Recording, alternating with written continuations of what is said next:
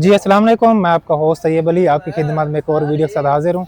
जी आज की इस वीडियो में हम बात करेंगे नेशनल गेम्स के हवाले से। जैसा कि आप लोगों को पता है बड़ी ज़बरदस्त फाइट्स हुई हैं और इंशाल्लाह सारे जितने भी लोग इसमें गोल्ड हुए हैं उनके ऊपर बात करेंगे। और जो बड़ी कुश्ती हुई है तैयब रज़ा अमान बामुकाबला आसिफ मोची, उसके ऊपर भी डिटेल से बात करेंगे। और इस पूरे इवेंट में कौन सी सरप्राइजिंग फाइट रही है और भी काफ़ी सारी चीज़ों के ऊपर बात करेंगे। और इस इवेंट में एक वेट में दो गोल्ड भी हुए हैं, तो इंशाल्लाह इन सारी चीज़ों के ऊपर बात करेंगे। आप लोग वीडियो को लाइक कर दें तो हम वीडियो को शुरू करते हैं। तो सबसे पहले हम बात करेंगे 57 केजी में गोल्ड जीता है जुनैद पहलवान ने, जिन्होंने हराया है पोपा पहलवान जो कि लाहौर के थे, उनको हराया है। इसी तरह 61 केजी में हमाद पहलवान भट्ट ब्रदर इनाम पहलवान भट्ट, उन्होंने गोल्ड मेडल हासिल किया। 65 केजी में अब्दुर्रहमान पहलवान ने गोल्ड मेडल हासिल किया, जिनका ताल्लुक गुजरांवाला से है। और उमर पहलवान उस समय पाक हिंद के शागिर्द हैं, भांजे हैं। इसी तरह 70 केजी में अब्दुल्ला पहलवान और बाबर शाह पहलवान दोनों ने गोल्ड मेडल हासिल किया। किस वजह से दोनों गोल्ड मेडल मिला वो भी हम आगे आप लोगों को बताते हैं। इसी तरह 74 केजी में इनायतुल्लाह रेसलर जो कि वर्ल्ड चैंपियन है बीच रेसलिंग में, उन्होंने गोल्ड मेडल हासिल किया। 79 केजी में असद पहलवान भट्ट जो कि इनाम पहलवान भट्ट की एकेडमी में ट्रेनिंग करते हैं, उन्होंने गोल्ड मेडल हासिल किया। 86 केजी में हैदर पहलवान भट्ट जो कि उमर पहलवान उस्मान पाक हिंद की एकेडमी में ट्रेनिंग करते हैं, उन्होंने गोल्ड मेडल हासिल किया। और 92 केजी में इनाम पहलवान भट्ट रुस्तम पाकिस्तान ने गोल्ड मेडल हासिल किया। और 97 केजी में गुलू पहलवान भट्ट रुस्तम पाकिस्तान फाइनलिस्ट ने गोल्ड मेडल हासिल किया। और 125 केजी में तैयब रज़ा अमान ने आसिफ मोची को गिराकर गोल्ड मेडल हासिल किया। और इस पूरे इवेंट में माशाल्लाह ज़बरदस्त फाइट हुई हैं।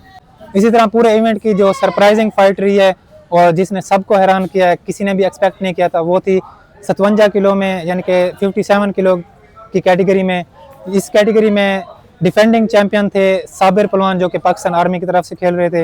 मुतअद्दिद बार वो गोल्ड मेडल जीत चुके हैं, पिछली दफ़ा भी चैंपियनशिप में उन्होंने गोल्ड मेडल हासिल किया। और उनको हराया जुनैद पहलवान जो कि मिंटू पार्क वाले अखाड़े से, जिनका ताल्लुक अरशद खां के शागिर्द हैं, अरशद खां पहलवान के शागिर्द हैं और जिदा पहलवान के फर्जंद हैं। उन्होंने माशाल्लाह सबको सरप्राइज़ किया, बड़े ही ज़बरदस्त फाइट लड़ी है। हमने इनके ऊपर पहले भी एक वीडियो बनाई थी कि बाहर जो जूनियर रेसलिंग के मुकाबले हो रहे हैं उनमें भी अगर उनको लेके जाया जाता तो इंटरनेशनल लेवल पर भी वो मेडल लेके आ सकते थे।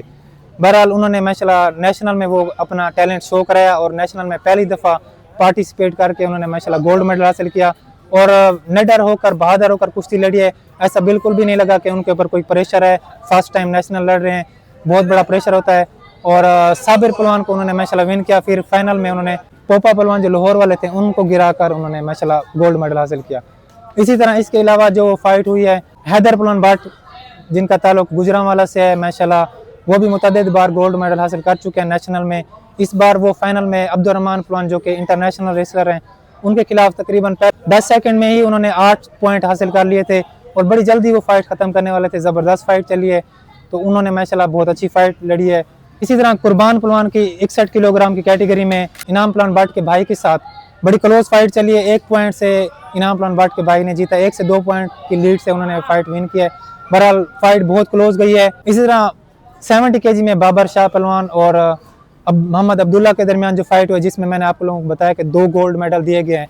वो किस वजह से 2 गोल्ड मेडल दिए गए हैं, जैसे कि आप लोगों को पता है फाइट जो है ना वो 1 पॉइंट से मोहम्मद अब्दुल्ला लीड कर रहे थे और लास्ट में बाबर शाह ने जिस तरह से पॉइंट लिया है और वो कुश्ती बराबर हो रही थी। और जिस साइड से पॉइंट लिया गया है, जिस साइड से बाबर शाह ने पॉइंट लिया है, उस साइड के जो रेफरी बैठे थे उन्होंने पॉइंट बाबर शाह को दिया है।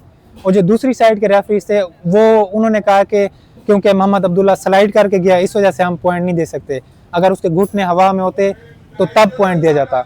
और इस चीज़ को भी मद्देनजर रखा जाता है कि विसल जो सीटी है वो कब बजाई गई थी, अगर वो घुटने हवा में उठ गए हैं और तब सीटी बजाई गई तो पॉइंट फिर बाबर शाह का बनता है। बहरहाल इनका क्लिप मुझे बताया गया कि इसका जो क्लिप है वो यूनाइटेड वर्ल्ड रेसलिंग के ऑफिशियल को भी दिखाया गया है और उन्होंने भी कहा कि बाबर शाह का पॉइंट बनता है। पाकिस्तान रेसलिंग फेडरेशन के जो सेक्रेटरी जनरल है इनाम भट्ट साहब, उन्होंने भी मुझे कहा है कि बाबर शाह का पॉइंट बनता है। बहरहाल फिर भी उन्होंने गोल्ड मेडल दोनों पहलवानों को दिया है, इसकी मुझे समझ नहीं आती। और पाकिस्तान की तारीख में पहले भी इस तरह के इवेंट हुए हैं। मेरे चैनल पर एक फाइट अपलोड भी होगी, शायद पहलवान आटेवाला और रब नवाज पहलवान जिन के दरमियान जो कुश्ती हुई थी उसमें भी दोनों पहलवानों को गोल्ड मेडल दिया गया था। और ये मैं दूसरी बार अपनी आंखों से मैंने देखा कि यहाँ पर भी 2 पहलवानों को गोल्ड मेडल दिया गया। बहरहाल वर्ल्ड लेवल पर मुझे रिसर्च करनी पड़ेगी, मैंने देखा नहीं है उधर दिया गया या नहीं दिया गया। बहरहाल मुझे जो रेसलर यही कह रहे हैं कि वर्ल्ड लेवल पर ऐसा पहले नहीं हुआ, जिसका जो विनर होता है उसी को ही दिया जाता है। और कोई ना कोई फैसला वो निकाल ही लेते हैं कि एक बंदा विनर हो।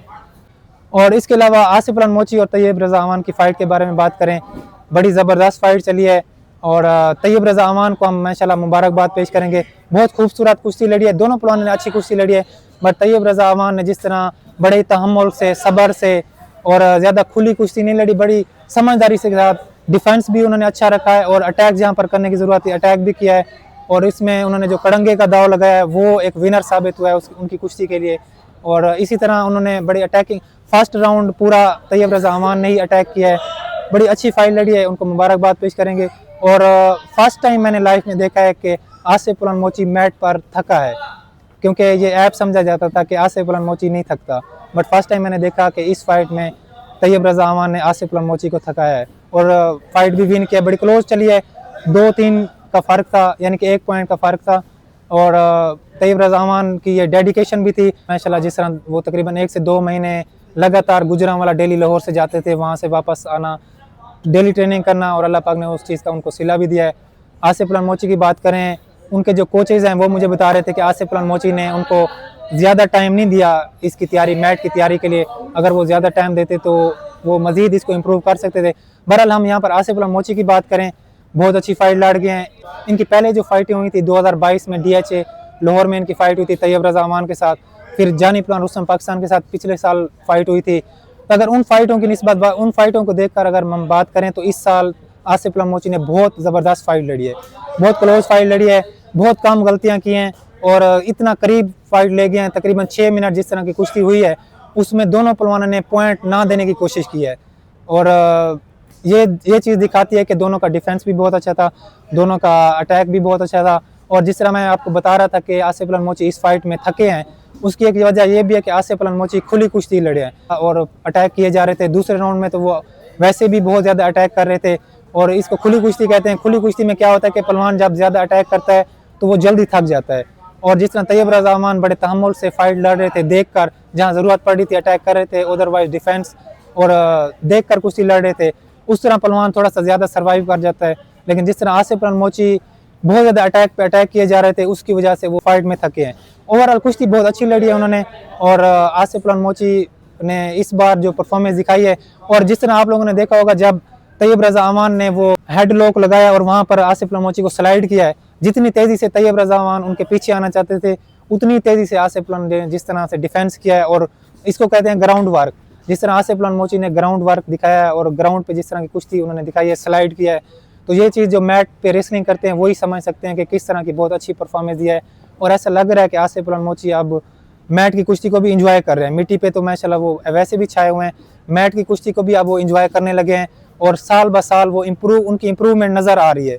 और नेक्स्ट टाइम जब भी फाइट होगी बहुत ज़्यादा मज़ा आएगा आवाम को भी। इस फाइट में भी जिस तरह आवाम एक्सपेक्ट कर रहे थे उसी तरह की फाइट लड़ी गई है और हार जीत अल्लाह पाक के हाथ में होती है। तैयब रज़ा अमान ने माशाल्लाह जिस तरह फाइट जीती है हम उनको मुबारकबाद पेश करेंगे और अल्लाह पाक उनको मज़ीद इज़्ज़त दे। आसिफ अल मोची को बेस्ट ऑफ लक कहेंगे कि आने वाली फ़ाइट के लिए इंशाल्लाह जैसे ही रेसलिंग चैम्पियनशिप आएगी उसमें पता चलेगा कि किस तरह की इंप्रूवमेंट है और किस तरह की तैयारी है पहलवानों की। इसी तरह पूरे इवेंट में आप लोगों ने देखा होगा कि पिछली दफ़ा आर्मी जो है ना वो नंबर 1 रही थी और वापडा में क्योंकि न्यू मुलाजमतें नहीं दे रहा प्लेयर्स को, उसकी वजह से काफ़ी सारे प्लेयर्स मेडल नहीं लेके आ पा रहे थे और जिसकी वजह से पाकिस्तान आर्मी लास्ट टाइम भी नंबर 1 रही है। और इस बार भी बड़ी क्लोज फाइट चली है, लेकिन इस बार सरप्राइज़ किया जिस तरह जुनैद पहलवान को वापडा की तरफ से लड़ाया गया था और वो जो है ना आर्मी की कैटेगरी समझी जा रही थी कि 57 किलो में 57 किलोग्राम कैटेगरी में साबिर पहलवान ही विन करेगा। साबिर पहलवान ने भी अंडर एस्टिमेट किया होगा। बहरहाल जुनैद ने बड़ा सरप्राइज़ किया वहाँ पर। कुर्बान पहलवान भी बड़ी क्लोज फाइट लड़ी है, हमाद पहलवान भट्ट के साथ बड़ी क्लोज फाइट लड़ी है, वो भी गोल्ड मेडल के बहुत करीब पहुँच गए थे, बट वहाँ से उन्होंने वहाँ पर वापडा के प्लेयर ने माशाल्लाह अच्छे तरीके से वहाँ से वो फाइट विन की है। इसी तरह आसिफ अल मोची भी बड़ी क्लोज फाइट ले गए थे और वो भी गोल्ड मेडल उनका रह गया। इस तरह पाकिस्तान आर्मी के 4 गोल्ड मेडल रहे हैं जिसकी वजह से वो दूसरे नंबर पर आए हैं और पाकिस्तान वापडा को हम अप्रिशिएट करेंगे माशाल्लाह। जिस तरह न्यू इंटरनी या न्यू भर्ती नहीं हो रही उसके बावजूद भी उनके प्लेयर्स माशाल्लाह इस तरह की परफॉर्मेंस दे गए हैं, गोल्ड मेडल विन किया और नंबर 1 पोजीशन हासिल किया है, वो मुबारकबाद के मुस्तहक हैं। और इस तरह ये भी नहीं है कि 1 साइडेड वो जीते हैं, आर्मी ने भी 4 गोल्ड मेडल जीते हैं, बड़े ही क्लोज मार्जिन से वो हारे हैं। और आगे जो चैम्पियनशिप आएगी रेसलिंग की उसमें ज़्यादा क्लियर पता चलेगा कि कौन विनर रहेगा, क्योंकि आर्मी बहुत मेहनत कर रही है और उसके प्लेयर्स भी बहुत ज़्यादा इम्प्रूव कर रहे हैं। और नेक्स्ट जो फाइट आएगी वो आर्मी और वापडा की बड़ी क्लोज फाइट होगी और देखना दीद होगा कि कौन सा डिपार्ट जीतेगा इस बार। और ये था पूरा इवेंट। आप लोगों की फेवरेट फाइट कौन सी थी, कमेंट्स में अपनी राय ज़रूर दें। मिलते हैं अगली वीडियो में, तब तक के लिए अल्लाह हाफिज़।